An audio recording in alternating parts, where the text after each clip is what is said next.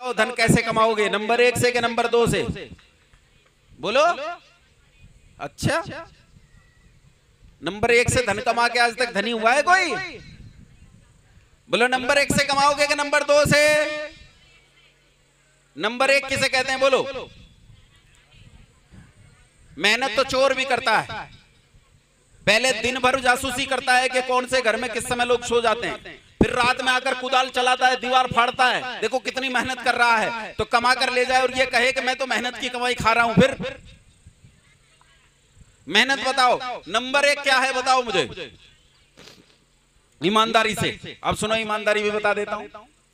यहीं जब ये कार्यक्रम खत्म हो जाए, ये टेंट उखड़ जाए, तो यहां एक शराब खींचने की भट्टी लगा लेना और शराब खींचना और बेचना शुरू कर देना। अच्छा ये बताओ, शराब खींचने की भट्टी लगा लोगे, उसमें से शराब निकाल कर बेचोगे तो पुलिस तुम्हें पकड़ेगी कि छोड़ देगी? पकड़ लेगी ना। तो ये क्या हो गया? नंबर। अरे बोलो, नंबर। अब सुनो, इस भट्टी का लाइसेंस ले लो सरकार से और अब धड़ल्ले से शराब बेचो। अब बोलो क्या हो गया? नंबर। कमाल है, कमाल है, काम तो वही है। अरे पहले भी तुम लोगों को मौत बांट रहे थे, अब भी तुम लोगों को मौत बांट रहे हो। लाइसेंस से मौत नंबर 1 कैसे हो गई? फिर नंबर 1 किसे कहते हैं? अब सुनो ध्यान से, ऐसा काम जिससे समाज की कोई हानि ना होती हो वो नंबर 1, और जिससे समाज की हानि होती है वो नंबर 2। चाहे कोई संविधान उसकी अनुमति दे और चाहे कोई संविधान उसकी अनुमति ना दे। मेरी बात सुन रहे हो, समझ रहे हो? एक बात समझाई थी थोड़ी देर पहले, क्या वो जो लड़की मरी है दिल्ली में हैं, उसका फैसला कैसे होना चाहिए था?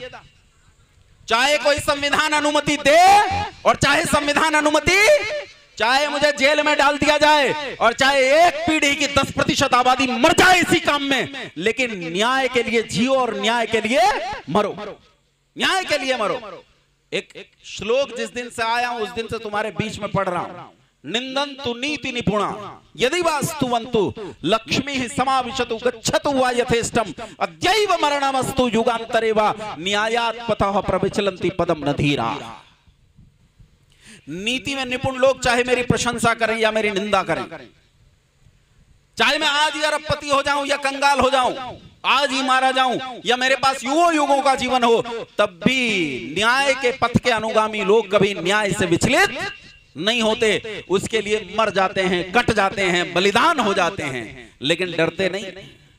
वो दिनेश जी ने कहानी सुनाई थी, याद है कि नहीं याद है? कल सुनाई थी, राम प्रसाद बिस्मिल की कहानी सुनाई थी कि राम प्रसाद बिस्मिल को फांसी होने वाली थी।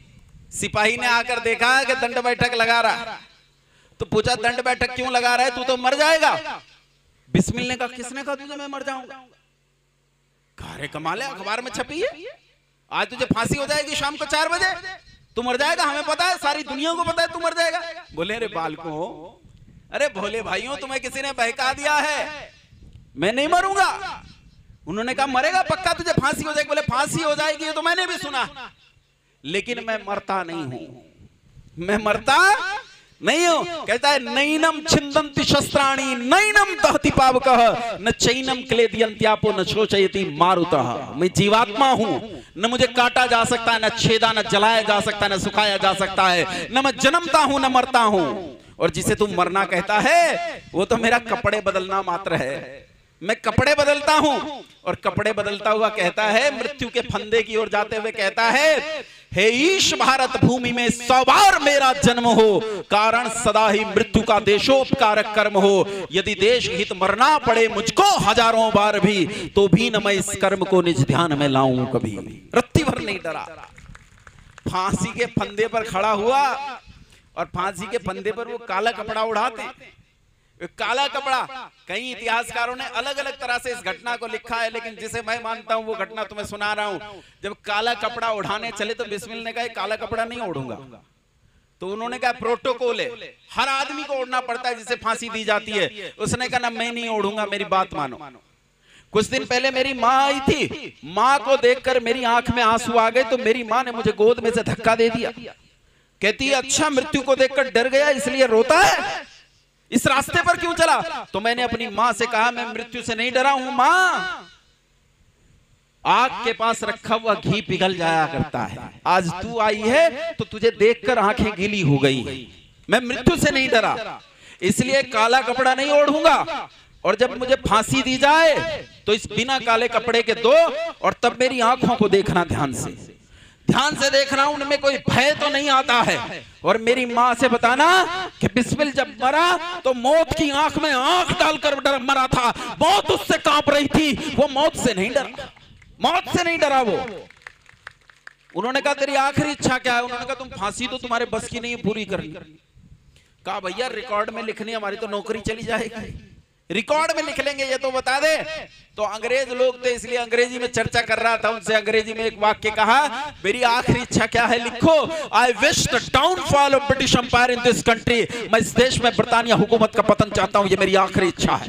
फांसी के फंदे पर खड़ा हुआ कह रहा है एक आदमी, और फांसी के फंदे को अपने हाथ से अपने गले में डाला, और उस जल्लाद को कहा रुक, और मंत्र पढ़ा, ओम विश्वानी देव सवितर दुरितानी परास हुआ यद भद्रम तन्नास हुआ, और कहा खींच, खुद पेडल खिंचवाया, रत्ती भर नहीं डरा। जो न्याय के पथ के अनुगामी लोग होते हैं वे डरते नहीं। तुम्हारी बेटियां तुम्हारी आंखों के सामने मारी जाती हैं और तुम खड़े होकर देखते हो, वाकई हम पर धिक्कार होना चाहिए। हम खड़े होकर देखते हैं, वो लड़की दिल्ली में मारी गई, उस दिन मैं उससे हजारों किलोमीटर दूर किसी और प्रदेश में था, लेकिन मैं सच कहता हूं मुझे हजारों किलोमीटर दूर भी ग्लानि महसूस हो रही थी, मुझे पछतावा था, मेरी आत्मा रो रही थी कि मैं वहां क्यों मौजूद न था। अगर मैं वहां मौजूद होता तो उस लड़के पर किसी केस को चलाने की कोई जरूरत नहीं होती। एक आदमी मुझसे पूछता है धर्म का पालन करना चाहिए कि नहीं? मैंने कहा करना चाहिए। बोले सच बोलना चाहिए कि नहीं? मैंने कहा बोलना चाहिए। बोले झूठ बोलना चाहिए? मैंने कहा कभी नहीं बोलना चाहिए। बोले गाय की हत्या में सहयोग करना चाहिए कि नहीं? मैंने कहा कभी नहीं करना चाहिए। उसने कहा एक प्रश्न का उत्तर दो आचार्य जी, एक गाय आपके सामने से आई और आपके सामने से आपके बाईं ओर से होकर गुजर गई, आपने गाय को जाते हुए देखा, उसके पीछे पीछे कसाई आया, कसाई ने आपसे पूछा कि गाय किधर गई है? अब अगर आप बता दो कि बाईं तरफ गई है तो गाय मारी जाएगी, अधर्म हो जाएगा, और अगर आप ये बताओ कि वो तो दाईं ओर गई है तो अधर्म हो जाएगा क्योंकि झूठ हो गया। आप क्या करोगे? आप दोनों तरफ फंस गए। मैंने कहा तू फंसेगा, मैं नहीं फंसूंगा। बोला तुम क्यों नहीं फंसोगे? मैंने कहा मैं तो भैया वो इलाज करूंगा कि इसके बाद कसाई किसी से पूछने के लायक नहीं बचेगा कि गाय किधर गई है, कसाई बचेगा ही नहीं। क्यों मैं अन्याय करूंगा, क्यों मैं अधर्म करूंगा? न मैं अन्याय के पास जाऊंगा ना मैं अधर्म के पास जाऊंगा, मैं गाय भी बचाऊंगा और सच भी बचाऊंगा, मैं दोनों काम बचाऊंगा। और दोनों काम कौन बचाता है? वीर बचाता है। बंधुओं माताओं, तो मैं भी कहता हूं लड़कियों अपने पास एक भवानी रखा करो। हैं? भवानी हमारी देवी है कि नहीं है? हैं? एक भवानी रखा करो।